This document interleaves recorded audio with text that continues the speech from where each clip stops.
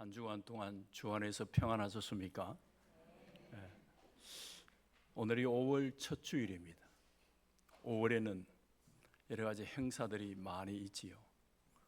교회도 교육 방법에 따라서 매주일마다 기념하는 주일들을 많이 가집니다. 오늘은 어린이 주일이고, 다음 주에는 어버이 주일이고, 그 다음에 서성의 주일이고, 또 우리 초계교회는 어떻게 기념일을 보내는지 모르겠지만 넷째 주일은 또 부부의 주일이라고 또 행사를 이렇게 할 때가 있어요. 그런데 오늘 넷째 주일은 성령 강림 주일입니다. 그러다 보니까 우리 가정들을 위해서 부부에 대해서 우리가 크리스찬으로서 이 땅을 살아가는 부부는 어떻게 살아야 되는가, 부모는 어떻게 해야 되는가, 교회는 어떻게 하고 선생은 어떻게, 교사는 어떻게 해야 되는가, 이런 기회를 통해서 여러분들에게 말씀을 드리는 것이 바른 것이지만 저는 대타이지 않습니까? 목회 일정이 제게는 별로 없거든요. 그래서 오늘 어버이 주일, 어린이 주일 맞이해서 어버이 주일, 서성의 주일 몽땅 거리 딱 모아가지고 하나로 이렇게 말씀을 드리고, 다음 주에는 어버이 주일이지만 일반 설교를 그대로 진행할까 합니다. 양해해 주시기를 바랍니다. 목사님이 지금 재충전 중에 있기 때문에 갔다 오시면 또 멋있는 말씀을 여러분에게 선포하리라고 믿습니다. 어떤 아이가 엄마 보고 아이스크림을 사달라고 이렇게 말합니다. 엄마 아이스크림 먹고 싶어, 사줘. 그거 먹으면 배가 아파, 안 먹는 게 좋아. 엄마가 안 사줍니다. 그런데 아이는 이 아이스크림을 먹고 싶은 것입니다. 엄마가 안 사주니까 이런 질문을 엄마한테 합니다. 엄마, 하나님 어디든지 계셔? 그렇지. 하나님은 어디든지 계시지. 그러면 사람의 뱃속에도 계셔? 그럼 사람의 뱃속에도 계시지. 엄마, 내 안에 있는 하나님이 아이스크림 먹고 싶대. 엄마가 아무리 사주지 않으려고 깨를 부려도 아이들은 그 정도로 영리하다는 것입니다. 요즘 아이들은 부모님들이 감당을 못하죠. 우리가 아이들을 볼 때 제일 먼저 우리의 시각에 다가오는 것이 무엇이냐면은 아이들은 어른들보다 유치하다는 것입니다. 판단력이나 생각하는 것이 아주 단순하고 유치합니다. 유치하다는 것은 모든 면에서 어른들과 아이들이 다르다는 것을 의미합니다.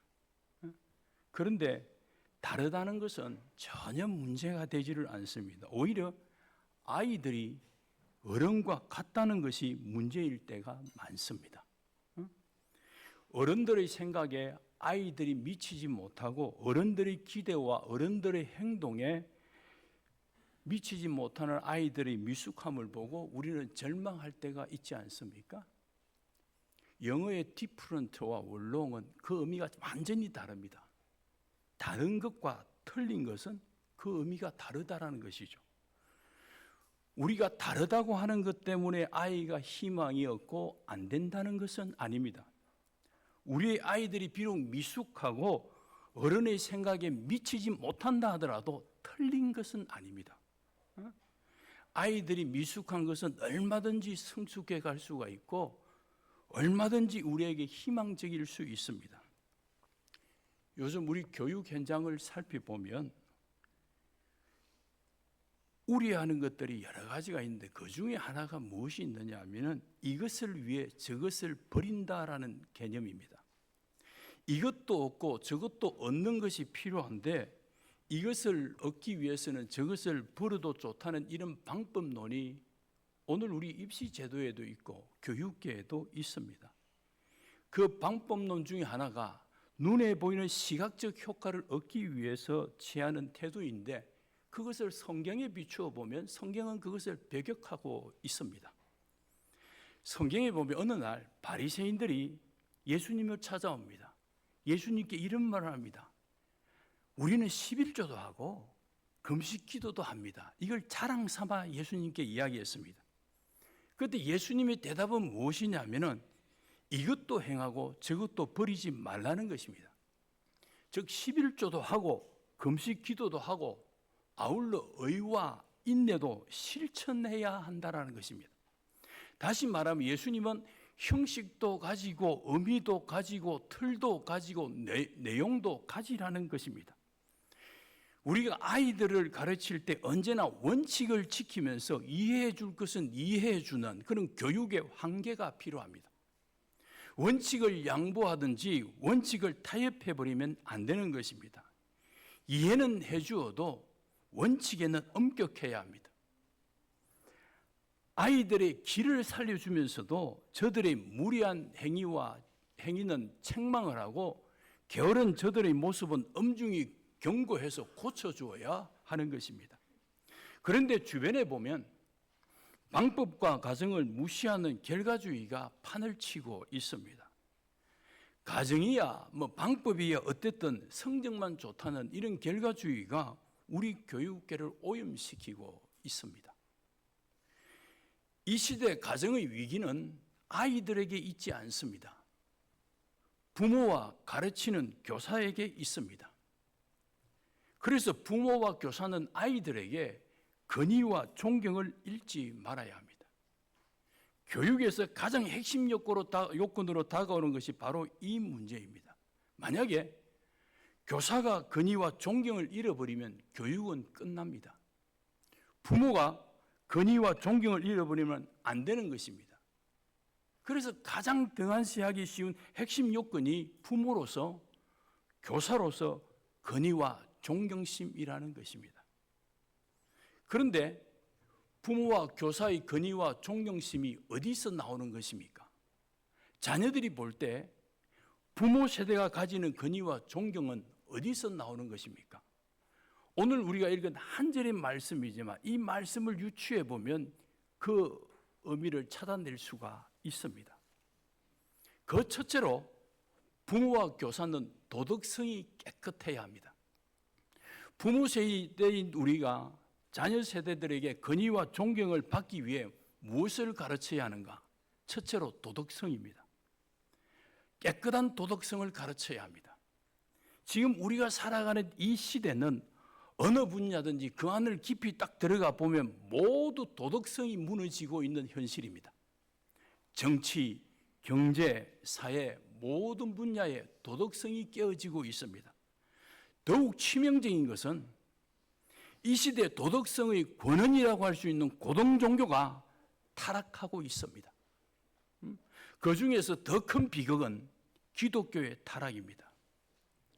이제는 사람들이 종교를 가지려고 할 때 선택하는 종교 순위가 1위가 기독교는 아닙니다. 언제부터인가 기독교는 3위로 추락하고 말았습니다.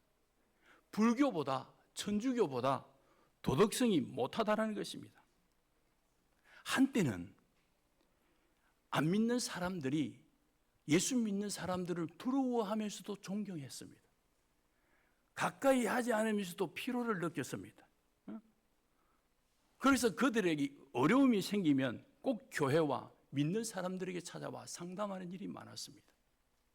그런데 요즘은 그렇지 않습니다. 마을에 문제가 생기면 그 당시에는 우리의 선배들이 신앙생활할 때는 교회에 물었습니다. 교회가 어려운 자들을 도와주고 교회가 그 마을에 힘들고 어려운 일들 마을 주민들이 하지 못하는 것을 교회가 협력하고 봉사하고 했습니다. 예수는 믿지 않으면서도 마을 사람들이 교회를 좋아했습니다. 예수 믿는 사람들을 존경했습니다. 도덕성을 인정해 주었습니다. 그러나 이제 세상이 달라졌습니다. 그렇지 않습니다. 이 세상은 이 시대 교회들에게 무슨 도움을 달라, 무엇을 해결해 달라 요구하지를 않습니다. 다만 무엇을 바라고 있느냐? 교회는 제발 교회다우면 좋겠다라는 것입니다. 예수 믿는 사람, 예수 믿는 사람답게 살아가는 걸 보고 싶다라는 것입니다. 그 정도면 세상은 만족한다는 것입니다. 제발 교회가 이 사회에 누가 되지 말라는 것입니다. 예수 믿는다고 하면서 이 세상 앞에 부도덕한 짓 하지 말라는 것입니다.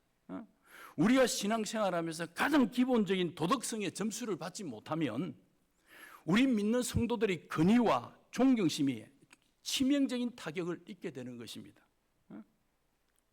제가 말하는 도덕성이라는 것은 그냥 하나의 선행 개념이나 덕망 차원이 아닙니다. 도덕성은 관계성과 연관을 가지고 있습니다. 그래서 이 도덕성이 무너지면 관계성이 다 무너집니다. 어느 가정의 이야기입니다. 남편이 7년 동안 자신의 불륜을 숨기며 살아왔습니다. 불륜을 통해서 남편이 6살 난 딸도 있습니다. 그런데 불륜이 탄로가 났습니다. 본부인인 여집사가 충격을 받았습니다.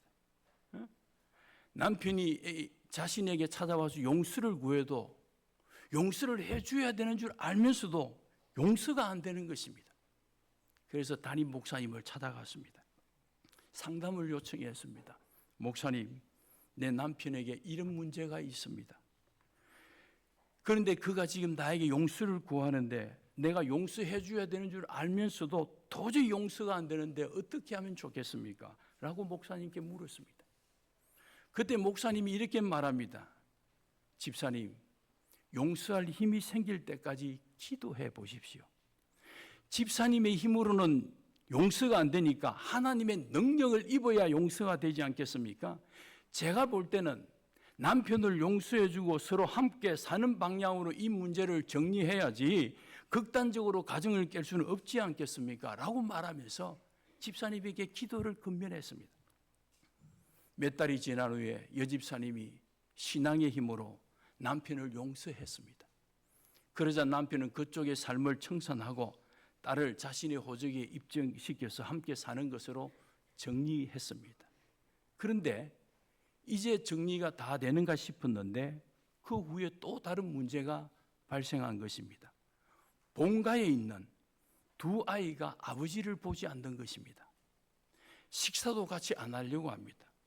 아버지가 두 아들의 그런 태도를 어떻게 설득할 수가 없는 것입니다. 그래서 그 아이들의 얼굴을 보지 않으려고 아침도 안 먹고 아침 일찍이 아버지가 출근합니다. 그러니까 가정이 점점 더 이상한 분위기로 변해갑니다. 부모가 너무 힘들고 괴로워서 두 아들을 설득을 해보지만 설득이 안 되는 것입니다. 그때 부모가 깨달은 것이 있습니다. 그것은 바로 아직 자신들이 해결을 덜 했다라는 것입니다. 부부끼리 타협하고 합의하고 정리하면 다 되는 줄 알았는데 이 가정이라는 것이 부부만의 문제만이 아니더라는 것입니다. 그때 아버지가 두 아들을 앉혀놓고 회개했습니다. 하나님 앞에 회개했지만 두 아들 앞에서 이 부부가 다시 회개한 것입니다. 얘들아, 아빠 엄마가 정말 너희들에게 잘못했다. 너희들이 볼 면목이었구나. 너희가 아버지를 용서해라. 그 부부는 하나님 앞에 회개하면 다 되는 줄 알았는데 그 철부지 두 아들에게도 회개하지 않으면 안 된다는 것을 깨닫고 부모가 모든 자존심을 다 버리고 두 아들 앞에 용서를 구한 것입니다. 그 광경을 본 이 두 아들이 충격을 받은 것입니다. 설마 자신들에게 이렇게까지 할 줄을 몰랐다라는 것입니다. 이렇게 용서를 구할 줄을 몰랐다는 것이죠. 아버지가 그렇게 하니까 이 아이들이 마음의 문이 열린 것입니다. 그래서 그 가정의 위기가 해결되었다는 이야기입니다. 여러분, 도덕성이 무너지면 관계가 깨어집니다. 그것은 정말 무서운 것입니다. 단순히 내가 부득하다라는 것이 아닙니다. 도덕성은 모든 관계를 아주 부자연스럽게 만들어버립니다. 그래서 우리가 부모답다는 것과 스승답다는 것은 부모와 스승의 권위가 도덕성이라는 이 문제에 큰 비중을 두고 있다는 것을 우리 가슴에 새겨두어야 합니다. 여러분, 덕은 신앙이 아닙니다. 우리가 덕으로 구원받는 건 아니잖아요. 그런데 예수 믿는 사람은 덕이 없으면 믿음이 무너집니다. 그러니까 바로 살아야 합니다. 바로 살지 못하면 신앙이 무너지는 것입니다. 바로 살지 않으면 내 신앙을 다른 사람이 인정을 해주지 않습니다. 나는 예수 잘 믿는 것처럼 믿는 사람처럼 저들에게 다가가지만 그 사람은 내 신앙을 인정하지를 안 해줍니다. 나는 네가 믿는 것이 예수 믿고 싶지 않다라는 것입니다. 그것이 바로 도덕성이 평가가 안 된 사람에게서 오는 손실입니다. 그래서 부모와 교사는 자녀들에게 높은 도덕성을 훈계해야 합니다. 그리고 그 도덕성을 유산으로 물려줄 수 있어야 하는 것입니다. 여러분은 자녀들에게 무엇을 유산으로 주고 싶습니까? 바로 이것입니다. 내가 이렇게 도덕성 있게 내가 깨끗하게 이 땅을 살았다는 것을 보여줘야 돼요. 그것이 내 자식이 보면서 나도 내 엄마처럼 내 아버지처럼 살아야겠다. 이게 있어야 하는 것입니다. 두 번째로 부모와 교사는 자녀들에게 성실함을 가르쳐야 합니다. 그래야 부모와 교사의 권위가 세워지고 존경을 받습니다.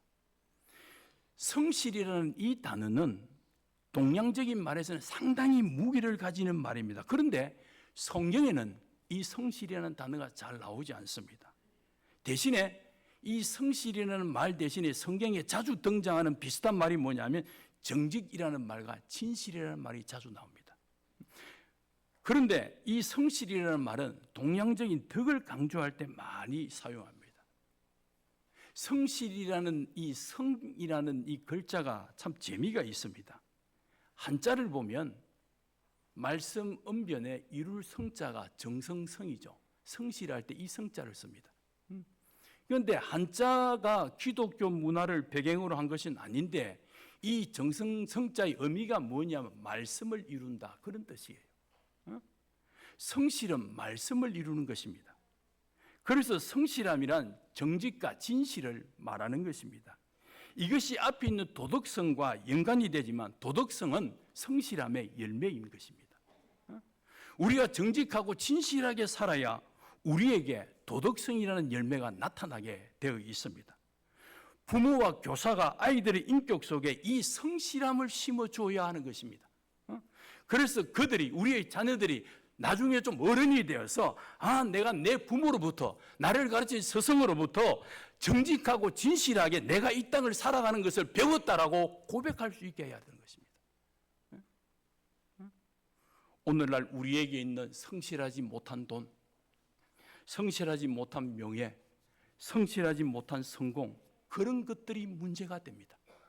성경은 정직함과 진실함이 없는 성취도, 어떤 성취도 인정하지를 않습니다.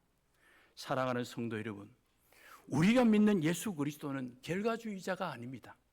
예수님은 과정과 방법 하나하나를 다 평가하십니다. 그래서 우리는 다음 세대들에게 무엇을 유산으로 남겨줘야 하느냐라고 할 때 이 도덕성과 성실함을 유산으로 남겨줘야 합니다.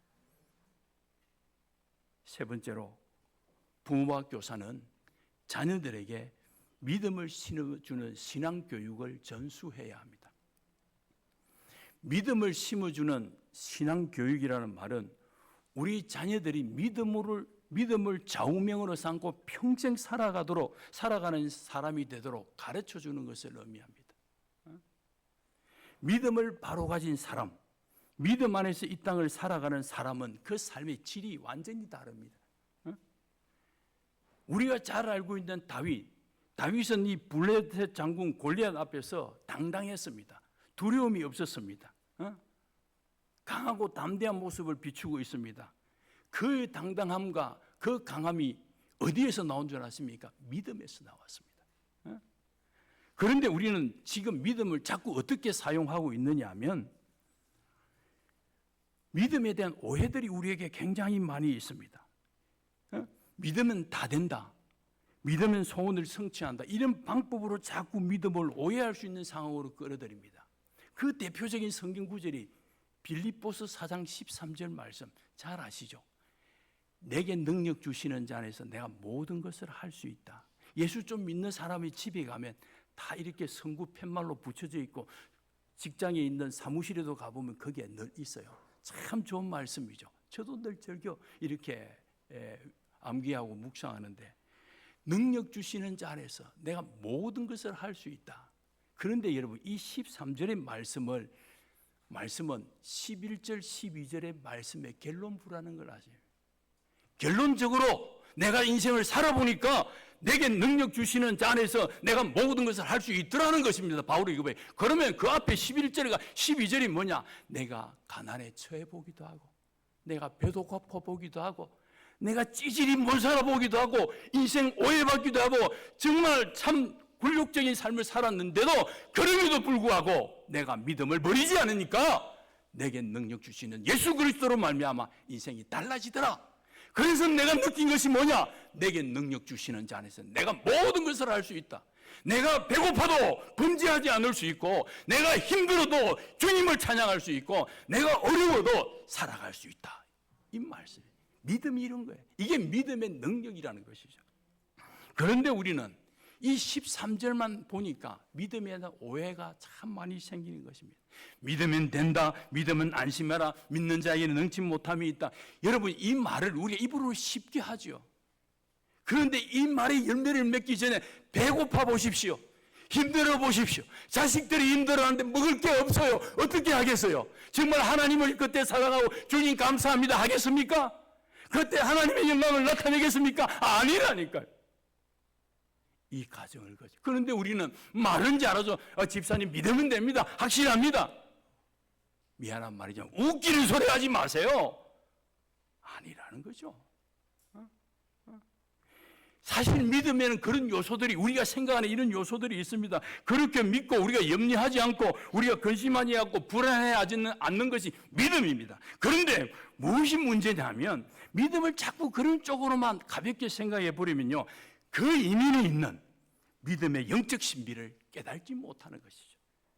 믿음의 영적 신비가 무엇입니까? 제가 앞에 말하지 않았습니까? 내가 너무 힘들고 내가 손해를 보는데도 내가 하나님을 사랑하게 되더라. 이게 영적 신비라니까요. 내가 이렇게 살아간다 이거지. 분명히 내가 잘못한 게 없는데 억울함에도 불구하고 하나님을 찬양하는 내가 되더라 이거지요. 그 사람을 위해 기도하는 사람이 되더라 이거죠. 이게 뭐냐? 믿음의 능력이라는 것이죠. 이게 우리에게 있어야 산다니까. 이걸 가지고 살아야 이 험난한 세상에 도덕성을 바로 키우며 살아갈 수 있고 진실하게 살아갈 수 있고 그렇단 말입니다. 그런데 우리가 그게 없으니까 믿음의 놀라운 능력들이 우리 안에서 나타나지 않습니다. 믿음은 무엇을 말하는 것입니까? 우리 안에 믿음의 능력이 나타난 것을 나타나게 하려면 어떻게 우리가 해야 되는 것입니까? 우리가 고난받을 때, 우리가 어려움을 당했을 때 하나님 앞에 나아가 부르짖는 것이 믿음인데, 그 믿음의 능력이 나타나려 하려면 그렇습니다. 한 걸음 더 나아가 우리의 믿음이 하나님께 영광을 돌리는 믿음이 되어야 하는 것입니다. 주의 능력을 체험하고 그 능력으로 이 땅을 살아가는 것. 그래서 항상 내 인생의 삶에 감사가 넘치는 것. 그런데 오늘 우리의 믿음은 어떻습니까? 급할 때는 예수님 앞에 나와 부르짖기만 하고, 부르짖고 또 은혜를 구하고 예수님이 우리의 기도를 응답해 주면 예수님하고 멀어지지 않습니까? 우리의 신앙생활에 이런 모습이 얼마나 많은지 모릅니다. 여러분, 가볍게 신앙생활하지 마십시오. 좀 무게가 있어야 돼요. 어떤 바람이, 영적인 바람으로도 흔들리지 않는 그런 게 왜? 믿음의 능력을 가지고 있으면 그렇게 된다는 것입니다. 우리의 신앙생활이 참 가벼운 모습이 참 많습니다. 우리의 믿음은 예수님께로 돌아와 하나님께 영광을 돌리는 믿음이 되어야 합니다. 그 믿음이 다윗에게 있었습니다. 그래서 다윗은요, 골리앗하고 한판 승부 당하는 것이, 자기가 그렇게 골리앗하고 딱 붙는 것이 그 자체가 하나님의 영광을 위한 싸움인 줄로 믿었습니다. 내가 지든 이기든 하나님을 모욕하는 저 골리앗에게 한판 붙겠다는, 이게 어디서 나옵니까? 믿음의 능력에서 나온 것입니다. 하나님께 영광을 돌리는 믿음을 가진 다윗은 골리앗을 두려워하지 않았습니다. 오늘 우리에게 이 믿음이 필요합니다. 우리도 믿음으로 하나님을 고백합니다.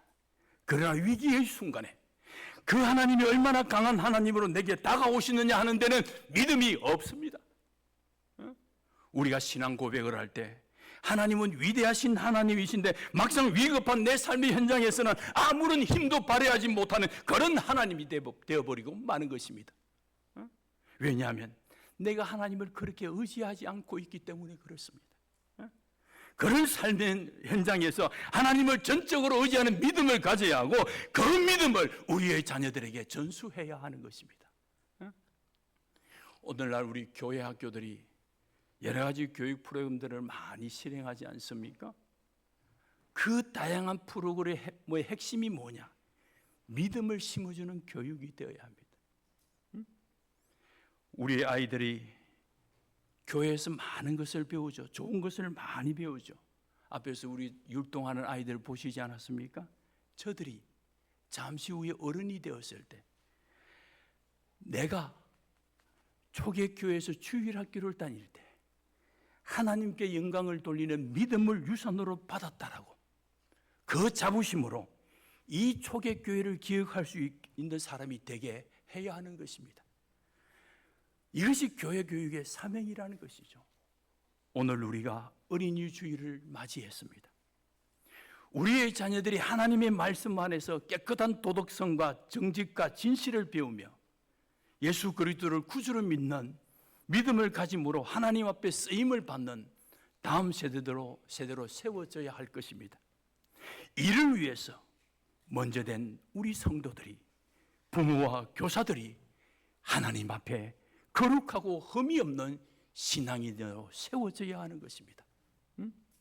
세상이 원하는 실력은 지식과 숫자가 맞아야 하지만 영적인 실력은 사람을 움직이고 사람을 감동케 하는 것입니다.